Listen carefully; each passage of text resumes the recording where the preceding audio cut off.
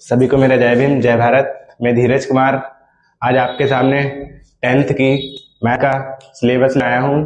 आप सभी लोगों को यहाँ पर सिलेबस पूरा देखने को मिलेगा। पहले हम लोग सिलेबस को अच्छी प्रकार से देख लेते हैं, फिर उसके बाद हम लोग अच्छे से चैप्टरों को पढ़ना स्टार्ट करेंगे।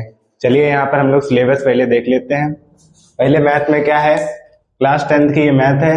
इसमें सबसे पहले चैप्टर क्या है, वास्तविक संख्याएं। क्या है ये, रियल नंबर्स, जिसे इंग्लिश में हम लोग कहते हैं रियल नंबर्स। फिर है बहुपद, बहुपद को क्या इंग्लिश में बोलेंगे, पॉलिनोमियल्स। क्या है ये, बहुपद। फिर उसके बाद है दो चर वाले रैखिक समीकरण युग्म, दो चर वाले रैखिक समीकरण युग्म। ये क्या है, pair of linear equations in two variables.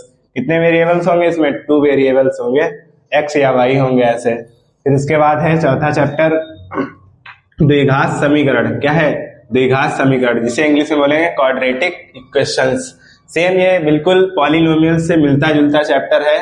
Polynomials में पहले हम लोग लीनियर पॉलिनोमियल्स पढ़ेंगे, फिर उसके बाद में हम लोग पढ़ेंगे क्वाड्रेटिक पॉलिनोमियल्स पढ़ेंगे। तो ये क्वाड्रेटिक इक्वेशंस वहीं से बना हुआ है। जब हम लोग बहुपद को अच्छी प्रकार से पढ़ के आएंगे, फिर उसके बाद हम लोग द्विघात समीकरण, सेम मिलता जुलता टॉपिक है, फिर उसके बाद इसको हम लोग अच्छे से कवर करेंगे। फिर है समांतर श्रेणी। समांतर श्रेणी अर्थमेटिक प्रोग्रेशन। क्या है, अर्थमेटिक प्रोग्रेशन।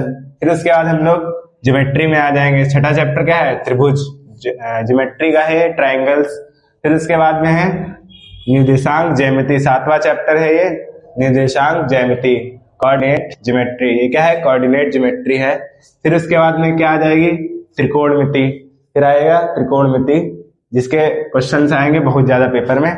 ये क्या है, त्रिकोणमिति का परिचय। पहले हम लोग क्या पढ़ेंगे, इंट्रोडक्शन टू ट्रिग्नोमेट्रिक। पहले क्या पढ़ेंगे, इंट्रोडक्शन पढ़ेंगे ट्रिग्नोमेट्रिक का। फिर उसके बाद में इसके अनुप्रयोग भी आते हैं पेपर में, जिसे हम लोग हाइट एंड डिस्टेंस के नाम से भी जानते हैं। इसके अनुप्रयोग है त्रिकोणमिति के कुछ अनुप्रयोग, सम एप्लीकेशंस ऑफ ट्रिग्नोमेट्री। इसे हाइट एंड डिस्टेंस भी कहते हैं।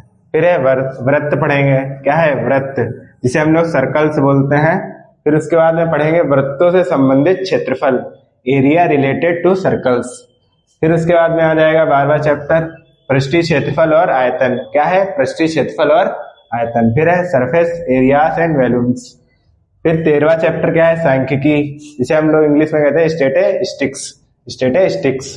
फिर है प्रोबेबिलिटी, यानी कि प्रायिकता पढ़ेंगे इसमें, प्रायिकता पढ़ेंगे इसमें, प्रोबेबिलिटी। ये आप लोगों ने क्लास अर्थ में भी पढ़ा होगा। और इसके बाद फिर क्या पढ़ेंगे, ये बस यहीं पर सिलेबस हमारा खत्म हो जाएगा।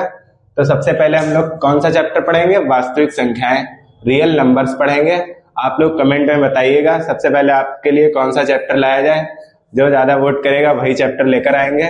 और त्रिकोणमिति का परिचय, त्रिकोणमिति के कुछ अनुप्रयोग, सबसे ज्यादा इन चैप्टर से भी क्वेश्चन आते हैं, तो अच्छे से करिएगा सभी लोग।